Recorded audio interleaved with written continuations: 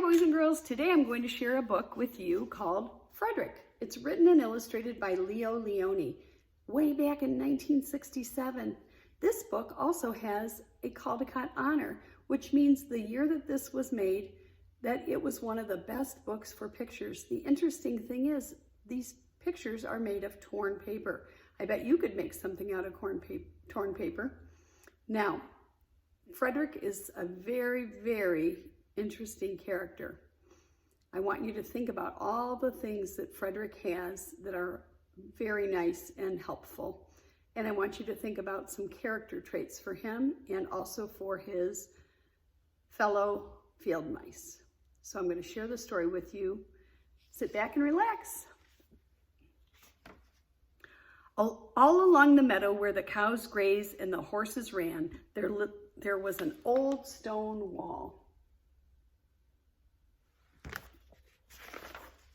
In that wall, not far from the barn and the granary, lived some chatty field mice, and that was their home.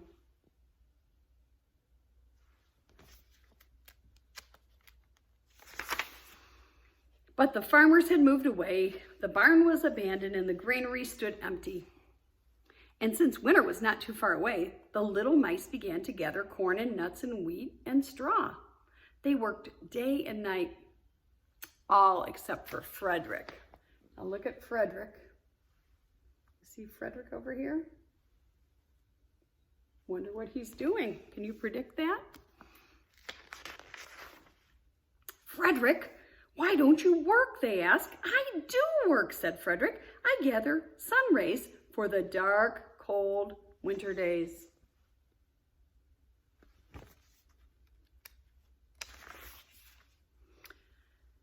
And when they saw Frederick sitting there, staring in the meadow, they said, "And now, Frederick?" "I gather colors," answered Frederick simply, "for winter is gray."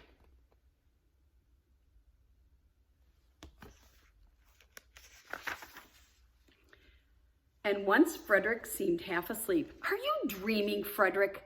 they asked reproachfully. But Frederick said, "Oh no, I'm gathering words. For the winter days are long and many, and we will run out of things to say." Think about those mice and how they're feeling about Frederick just about now. The winter days came, and when the first snow fell, the 5 little field mice took to their hideout in the stones.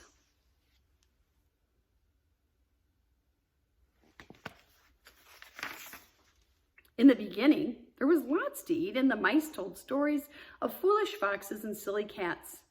They were a happy family.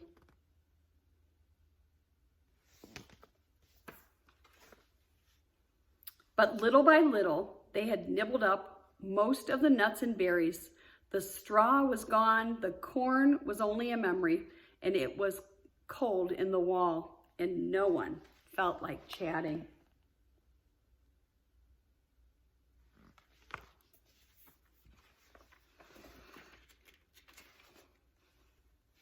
Then they remembered what Frederick had said about the sun rays and the colors and the words. "What about your supplies, Frederick?" they asked.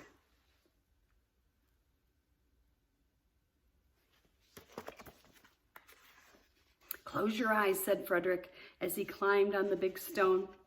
"Now I send you the rays of the sun. Do you feel their golden glow?" And Frederick spoke of the sun. The 4 little mice began to feel warmer. Was it Frederick's voice or was it magic?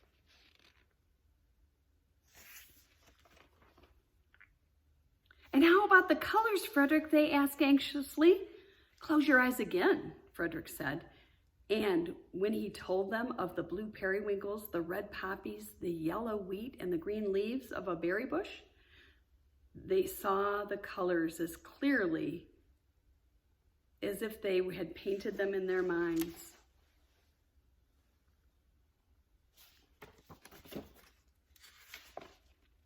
"And the words, Frederick?" Frederick cleared his throat, waited for a moment, and then, as if from a stage, he said, "Who scatters snowflakes? Who melts the ice? Who spoils the weather? Who makes it nice? Who grows the four-leaf clovers in June? Who dims the daylight? Who lights the moon? 4 little field mice who live in the sky, 4 little field mice like you and I. One is the spring mouse who turns on the showers. Then comes the summer who paints it with flowers. A fall mouse is next with walnuts and wheat, and winter is last with cold little feet. Aren't we lucky for the seasons 4? Think of a year with one less or one more. When Frederick had finished, they all applauded. But Frederick, they said, you are a poet.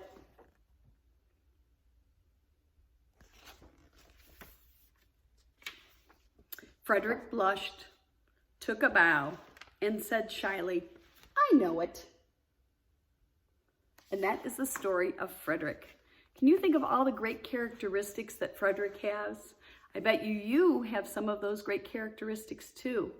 So think about those and think about how the opinion changed from the beginning of the story to the end of the story with the other mice. Sometimes we are very easy to judge something, and we need to sit back and relax and see what happens, because Frederick really did save the day. I hope you enjoyed the story today, and I'd like to say that we miss you guys. We just wish we could see you in person. I personally miss the high fives and the fist bumps and the hugs in the morning, just the good mornings. And I can't wait till we can be together so we can do it again. So have a great day, and thank you so much for watching. Bye.